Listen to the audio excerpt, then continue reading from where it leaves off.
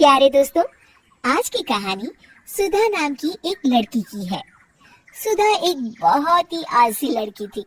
घर के काम करना तो दूर, वो एक गिलास पानी के लिए भी अपनी माँ पर निर्भर थी।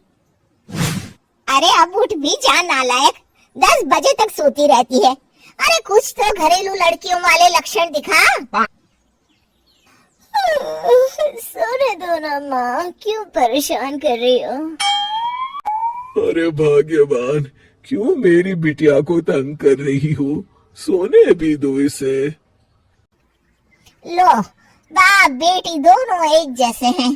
देख लेना, आपकी ये लाडली ससुराल जाके हमारी नाक कटाएगी। मैं कहती हूँ अब भी वक्त है, अपनी ये आदतें सुधार ले, वरना ससुराल में तेरी सास कान खींच कर तुझे सीधा करेगी। वही तुझे सबक सिखाएगी। दुनिया में आज तक कोई ऐसी सास पैदा नहीं हुई माँ, जो सुधा चोपड़ा को सबक सिखा सके। लेकिन होने को कुछ और ही मंजूर था। सुधा की शादी एक ऐसे घर में हो जाती है जहां उसकी सास एक रिटायर्ड पुलिस वाली थी। अब कहानी में मजा आएगा।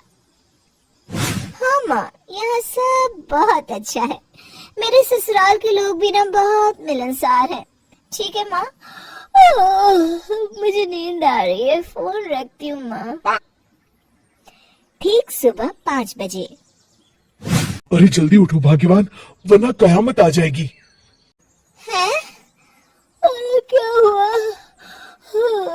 कौन सी कयामत आ जाएगी? अरे मेरी माँ आ जाएगी। तुम नहीं जानती, इस घर में सिर्फ मेरी माँ का हुक्म चलता है। सबको सुबह 5 बजे बिस्तर छोड़कर हॉल में पहुंचना ही पड़ता है। अरे अब इंसान क्या अपनी नींद भी पूरी नहीं करेगा? यहाँ मजाक चल रहा है क्या?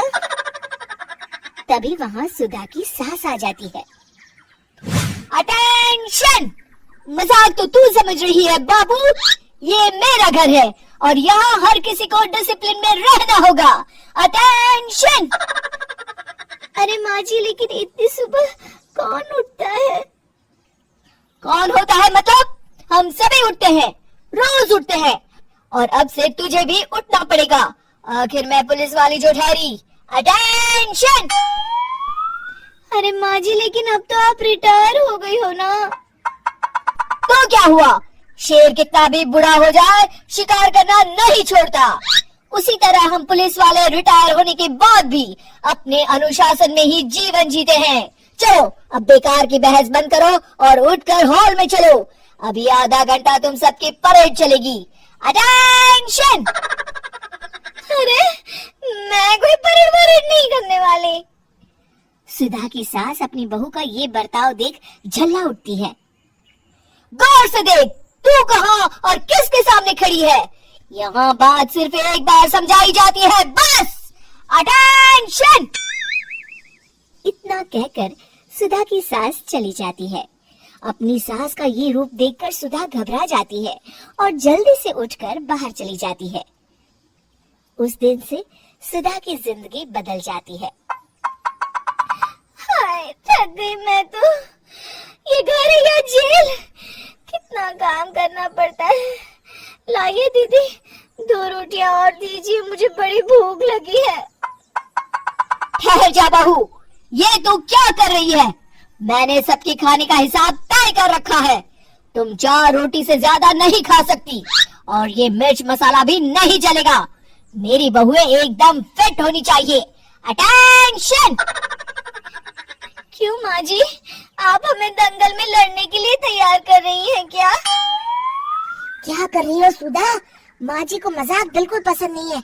चुप करके खाना खा लो, इसी में भलाई है।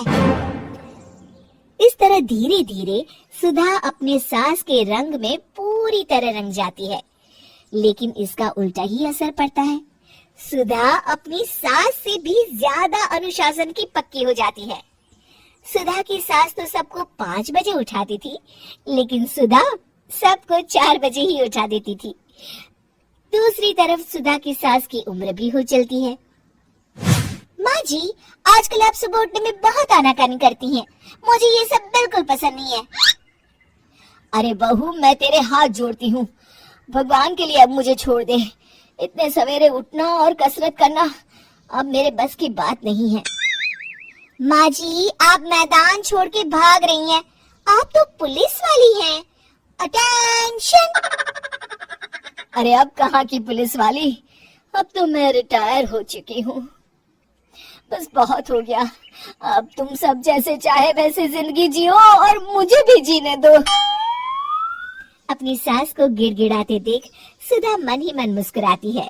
इस तरह उस दिन के बाद से सुधा के ससुराल वाले एक सामान्य जीवन जीने लगते हैं।